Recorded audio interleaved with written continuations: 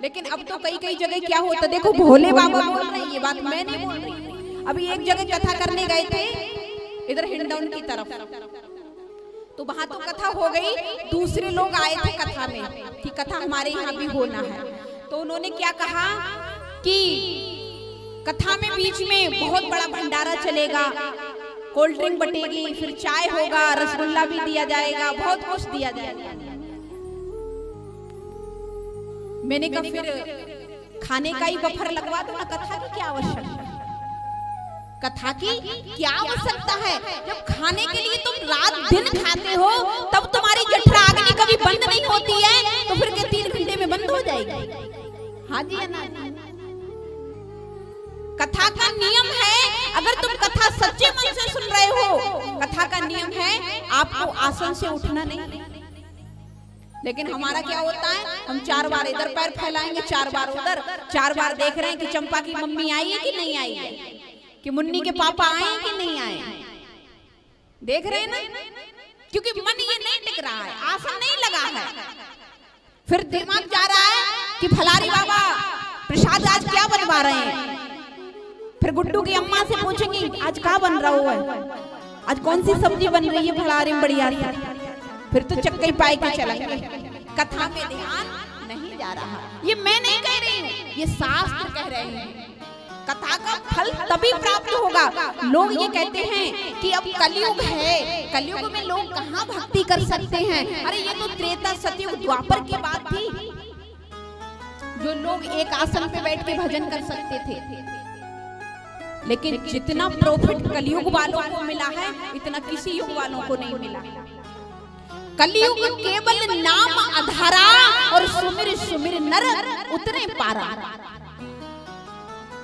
गुरु जी का दिया हुआ मंत्र तुम सुमिरते रहो, तुम भव से ऐसे ही पार लग जाओगे। लेकिन सतयुग द्वापर त्रेता में जाओगे, लोग लाख लाख वर्ष बैठ के एक आसन पर तब भजन करते थे, तब भगवान का दर्शन होता था।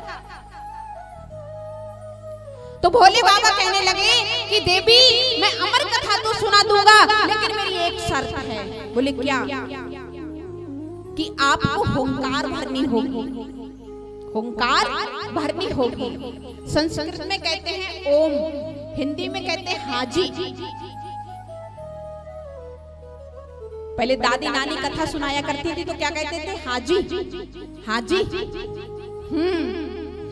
अगर हुंकार देना भले कर दे। अरे अब हम नहीं सुना रहे भैया, तुम आवाज नहीं दे रहे।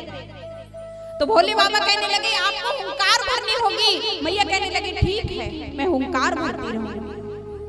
भोले बाबा ने जैसे ही कथा कहना प्रारंभ किया, 1 दिन हुआ, 2 दिन हुआ, कथा माताजी सुनती जा रही हैं। जब भोले बाबा ने ज्ञान की चर्चा की, जब भगवान इस धराधाम को छोड़ के जाने लगे, तो उद्धव से कहा उद्धव जाओ जन जन में भक्ति का प्रचार करना। जब ज्ञान की चर्चा होने लगी तो मैया को निद्रा आ गई। भक्तों, ये आज हम सबकी भी आदत सी बन गई है। क्या? जब ज्ञान की चर्चा होगी तो लोगों का ध्यान नहीं जाता है, और कई लोग तो अब कथा में पहले से ही डिमांड कर देते हैं कि ज्ञान की चर्चा कम सुनाना और चटपटे चटपटे चुटकुले ज्यादा सुनाना। ये पहले से अब लोग तय करते हैं। अभी तक तो लोग कहते थे भागवत सुनेंगे, पुराण सुनेंगे, ज्ञान की चर्चा सुनेगी। अरे 7 दिन के बाद हम गोरख धंधे में रहते, कब तक हम 7 दिन में कुछ तो सुधार लें। लेकिन नहीं, अब लोग पहले से क्या कहेंगे, भैया बढ़िया से एकदम चटपटा चटपटा भजन सुनाना कि पब्लिक खूब ही नाचे। क्यों? तुम्हारी भी कोई गलती नहीं है, क्योंकि कलयुग अपना पूरा असर तुम्हारे ऊपर दिखा रहा है। तुम्हें भक्ति में बैठने ही नहीं दे रहा है, तुम्हारे ऊपर ज्ञान का प्रभाव जमने ही नहीं दे रहा है। तुम्हारी गलती नहीं है, गलती उस कलयुग की भी है। ज्ञान की चर्चा सुनो, अभी संस्कृत में बखान करने लग जाएं, अभी तुम ही सभी लोग उठ के भागने लगोगे। अरे कहा ये जाने कहाँ ज्ञान की चर्चा, ऐसे आनंद ना आ रहा भैया, बढ़िया से नहीं का आनंद आना चाहिए चोखो से, कछु ऐसे हंसी ना आ रही, ये बोलोगे ना हंसी नहीं आ रही, ये यहाँ की बात नहीं है।